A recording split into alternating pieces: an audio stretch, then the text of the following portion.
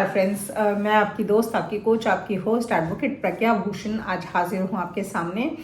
बहुत सारे लोगों के सवाल आ रहे हैं कि ये हल्द्वानी का मामला क्या है, ये लैंड एविक्शन केस कैसा है, क्या सचमुच 50,000 लोगों को घर से निकाल दिया जाएगा, उनके घर तोड़ दिए जाएंगे, ये लेवल ही कैसे पहुंचा, क्यों पहुंचा।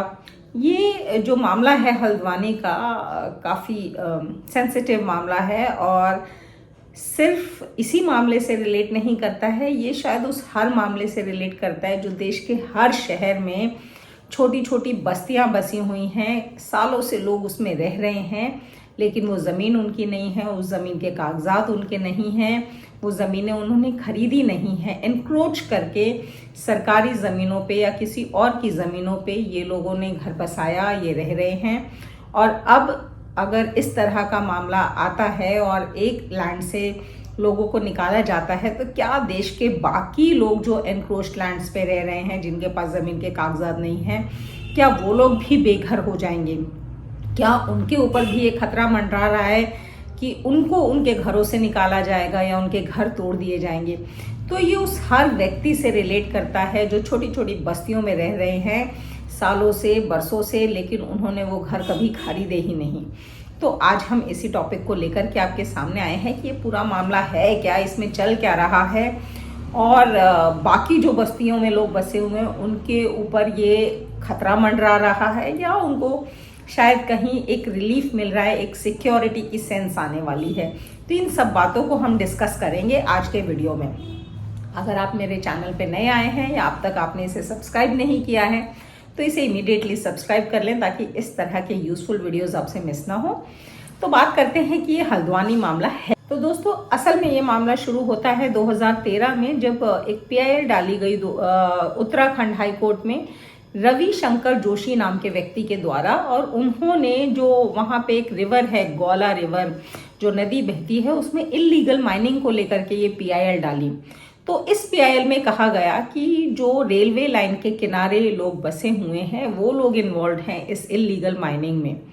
तो जब ये बात सामने आई तो फिर रेलवे को इसमें पार्टी बनाया गया। इस केस में जब रेलवे को पार्टी बनाया गया तो ये बात निकल कर के आई कि ये ज़मीन तो रेलवे की है, लेकिन इसमें दूसरे लोग इल्लीगल तरीके से एनक्रोच करके इस ज़मीन पे इल्लीगल कब्जा करके रह रहे हैं। तो 2016 में उत्तराखंड हाई कोर्ट ने ये ऑर्डर दिया कि इस ज़मीन को इमीडिएटली खाली करवाया जाना चाहिए। ये लोग फिर सुप्रीम कोर्ट गए, ऑनरेबल सुप्रीम कोर्ट गए, तो सुप्रीम कोर्ट ने कहा कि जो उस जगह के ऑक्यूपेंट्स हैं, रेजिडेंट्स हैं, उनको भी सुना जाना चाहिए। राइट टू हियर सबका राइट है हमारे देश में, और उनकी भी बात सुनी जानी चाहिए।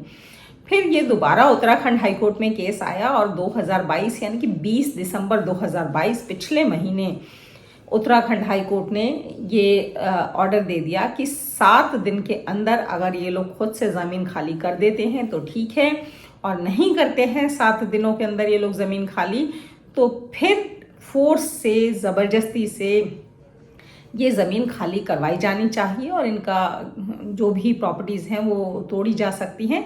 ये हक दिया उत्तराखंड हाई कोर्ट ने। अब इसके खिलाफ ये जो लोग थे, बिकॉज इनके ऊपर खतरा मंडरा गया कि भाई 4,000 फैमिलीज़, करीब करीब 50,000 लोग जो हैं इस ऑर्डर से बेघर हो जाएंगे, इस ठंडी में बिना छत के हो जाएंगे। तो एक बात ये आ रही थी कि मोदी जी ने कहा था कि 2022 में हर व्यक्ति के सर पे छत होगी, और दूसरी बात ये सामने आ रही है कि 50,000 लोगों के सर से छत छीनी जा रही है। तो ऐसे में क्या किया जाना चाहिए? सुप्रीम कोर्ट ने इसकी सुनवाई की और ऑनरेबल सुप्रीम कोर्ट ने कल ही ये फैसला दिया कि इस मामले को हम केवल ज़मीन का मामला लेकर के नहीं चल सकते हैं। ये प्रॉपर्टी राइट का मामला नहीं है, इसमें बहुत बड़ा ह्यूमन एंगल इन्वॉल्व है। तो 2-3 चीज़ें जो सुप्रीम कोर्ट ने संज्ञान में ली कि पहली चीज़ कि क्या ये सिर्फ रेलवे की ज़मीन है या स्टेट गवर्नमेंट भी इस ज़मीन में अपना हक जो है क्लेम कर रही है। दूसरी चीज़ जो सामने आई कि उन लोगों का क्या जो 60 साल 70 साल से इन ज़मीनों पर बैठे हैं, कायदे से तो एडवर्स पोजेशन के तहत इन लोगों को मालिकाना हक मिल जाना चाहिए। That is my view.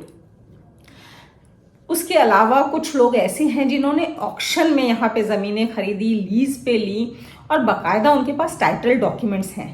तो उसमें इन लोगों की क्या गलती, और उनकी गलती क्यों ना ठहराई जाए जिन्होंने इनके नाम पे पट्टा लिखा, जिन्होंने ऑक्शन किए, जिन्होंने इनको ज़मीनें बेची, जिन्होंने इनके नाम पे जिस सब रजिस्ट्रार ऑफिस में इनके नाम पे कागज़ रजिस्टर्ड हुए, तो उन सबको ही क्यों ना पकड़ा जाए। सिर्फ इन लोगों की क्या गलती है जिन्हें पकड़ा जा रहा है, जिनको सज़ा मिल रही है, जिनको एविक्शन किया जा रहा है, जिनके घर तोड़े जा रहे हैं। यहाँ पे एक और बात निकल के आई कि कुछ लोग ऐसे हैं जिनके पास कोई कागज़ नहीं है, सिर्फ आके यहाँ रह रहे हैं, तो उनको कैसे डील किया जाना चाहिए। तो ऑनरेबल सुप्रीम कोर्ट का ये मानना था कि इसमें ह्यूमन एंगल इन्वॉल्व है। आप रातों रात 7 दिन के अंदर 50,000 लोगों को बेघर नहीं कर सकते हैं। पहले सरकार को इनके रिहैबिलिटेशन प्लान को वर्कआउट करना ही होगा।